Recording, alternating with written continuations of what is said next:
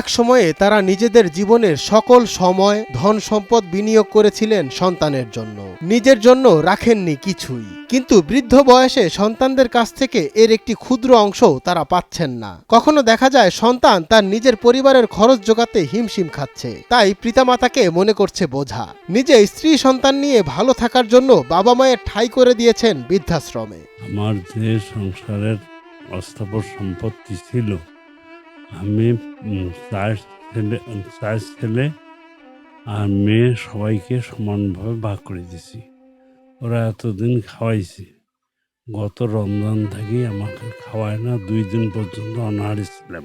যাদেরকে দেখা যাচ্ছে তাদের সবার জীবনের গল্প অনেকটা একই রকম। চোখে মুখে যাদের বয়সের ছাপ, এক অদৃশ্য বেড়াজালে বন্দী তারা। কেউ স্বামীহারা, কেউ সন্তানহারা হয়ে ঠাঁই নিয়েছেন বৃদ্ধাশ্রমে।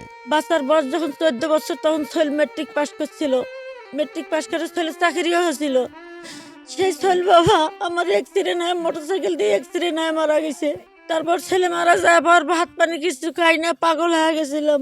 এখন শুধুই পরপারের হাতছানি। অথচ এই বাবা মায়েরা একসময় তাদের সন্তানদের মানুষ করতে কতই না কষ্ট করেছেন। তারাই আজ সন্তানের কাছে ঝরে পড়া শুকনো পাতার মতো। কেউ বা এসেছেন নিজের আপন ভাইয়ের চক্রান্তে। অ্যাক্সিডেন্ট হয়েছিলাম।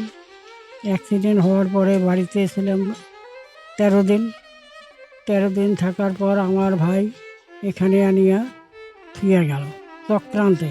মানে কবিরাজের কথা কয়া আর কবিরাজের সেটা থুয়ে গেল। সমাজের একটি প্রচলিত প্রবাদ বাক্য, যদি শিখতে চাও 3 মাথার কাছে যাও। আর সেই 3 মাথা হচ্ছে প্রবীণরা, যারা আমাদের শেকড়। দুঃখজনক হলেও সত্য, সমাজের উন্নতির সঙ্গে সঙ্গে সেই শেকড়টি যেন উপড়ে ফেলা হচ্ছে। সময়ের স্রোতে বৃদ্ধ বয়সে এসে নিজের সন্তানদের দ্বারাই অবহেলা ও বঞ্চনার শিকার হয়ে বৃদ্ধাশ্রমের স্থায়ী বাসিন্দা হতে বাধ্য হচ্ছেন এই প্রবীণরা। আমার মেয়ে একজন স্কুলে থাকে, ছেলে জাপানে থাকে।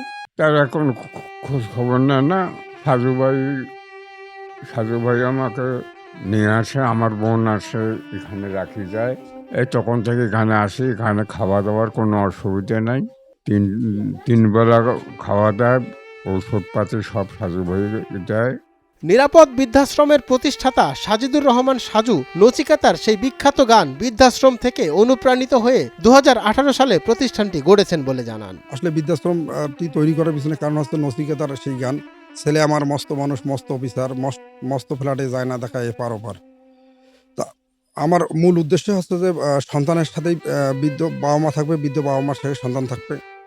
এই হচ্ছে আমার মূল উদ্দেশ্য। আসলে আমি আজ পর্যন্ত বৃদ্ধাশ্রমে যে কাম্য তা না, আজ পর্যন্ত আমি 37 জন বৃদ্ধ বাবা মাকে তাদের পরিবারের কাছে ফেরত দিতে পারছি, আলহামদুলিল্লাহ।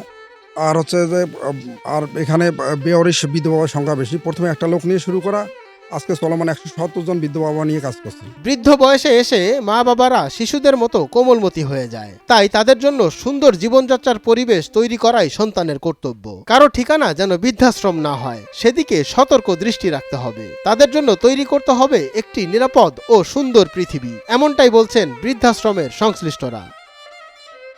মঞ্জুর এ মাওলা, নয়া দিগন্ত।